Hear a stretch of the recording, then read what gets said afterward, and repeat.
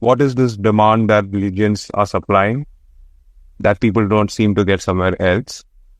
And, also like, why does religion seem to have such a strong, unwavering followership? You have covered this in a lot in detail in your book, but if you could just give everyone a brief about what you think about this question.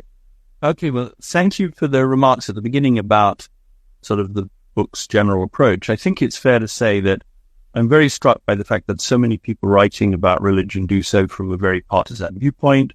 Either they're very strong supporters of religion in general or their religion in particular, and they want to make the case against skeptics who are either from a different religion or from no religion, or they're attacking religion as being irrational and superstitious and so forth. And I was convinced that that kind of polarization in discussion of religion does none of us any good, and that there must be space for a discussion about how does religion function, how does it work, using tools and approaches that are part of social science, the social science toolkit, and to which you can subscribe and which you can use fruitfully, whether you happen to be personally religious or not. Now, full disclosure, I'm not personally religious, but I have nothing against religion. I don't want to persuade anybody against it. And my hope is that I can have a fruitful dialogue with people who belong to all kinds of religious movements. And there's a whole toolkit of concepts and approaches which we can use to discuss how religion.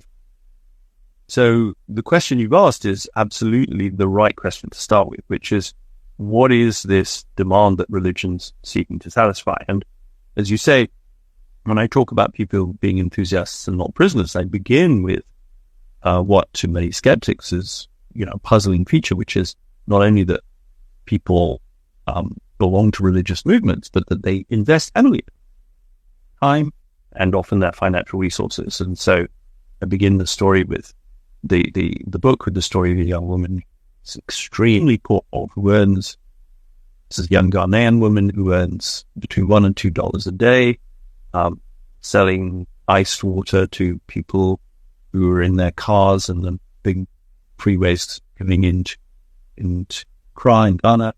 And she gives, by my calculations, about 12% of her income to a church whose pastor is extremely rich, who doesn't need the money. But I want to know why she's doing it. And I'm convinced from having talked to her, many, many people, that they do so lucidly. They're not dupes. They're not foolish. They're actually more lucid about their finances than mine. And I think that if you are condescending to such people, if you treat them as foolish or as deceived, then you miss something really. So a lot of the book is sort of figuring out how people who belong to religious movements think about what those religious movements bring to them. And the first important message is that there's no one thing that religious bring. And in a way, that was an important understanding for me, because when I began thinking about doing research on religion, I first started thinking about it seriously 15 to 20 years ago. And, this was already well into my career as an economist, and I'd been working on things.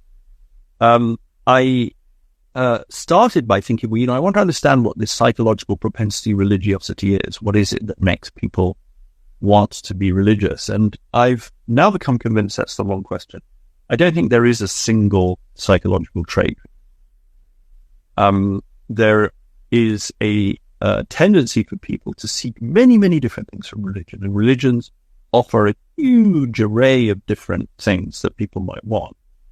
But what makes them religious as opposed to other suppliers of these various things that people might want, which I'll come back to in a moment, is that they offer these different services in a context of belief in the presence of invisible spirits who intervene in the world, who can affect our welfare, who can respond to our communications, and whose activities give a point to the things that we do when we come together in communities, to the rituals that we undertake, to the community activities we undertake, whether it's something like singing, which, you can meet together with a group of friends to sing. But if you meet together in a religious community to sing, you sing about things that have to do with that community's interaction with what are believed to be invisible spirits intervening. And so that's kind of what makes these activities religious. But other than that, they're just fantastically varied. So, some people join religious communities for very practical reasons. They maybe have come from the countryside to the city. They don't know anybody there, so they want to meet some people.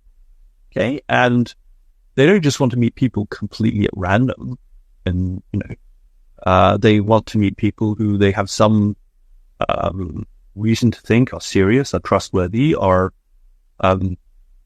morally admirable, or at least trying to be morally admirable.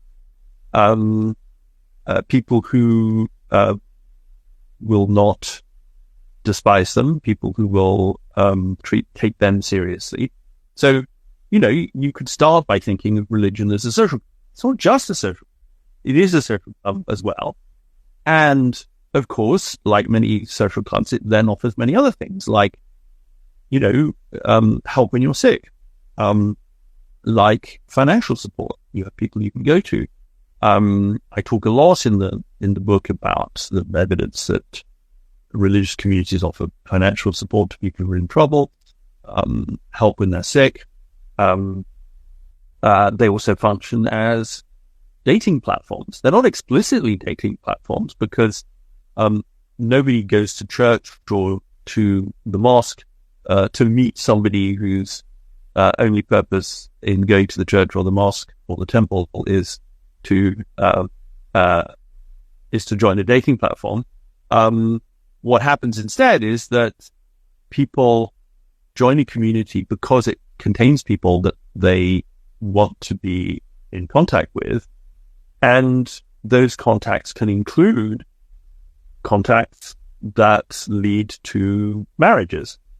And, if you believe that your church or your mosque contains people from good families who are serious about their religious observance, then that creates a pool of people from among whom you might feel much more comfortable choosing to marry. So the paradox is that religious communities can function as platforms for finding marriage partners, but on condition that nobody goes to their religious community only to meet people who will be their marriage partners. They go for a whole bundle of reasons to meet people who meet a range of different criteria, and among those may be that they would be very appropriate or suitable marriage partners. Anyway, so I think the message of what people are looking for from religion is that it's not one single thing. People go to their religious communities, are members of their religious communities for all sorts of things. It can include a very powerful sense of private religiosity. Maybe people mainly get out of their religion something that happens to them in prayer or in meditation. And a lot of that prayer and meditation can be, in fact, solitary. But although it's solitary, it's never detached from the community. You may undertake meditation, but you undertake meditation following the way in which you've learned from membership in a certain. I hope that makes some sense to you.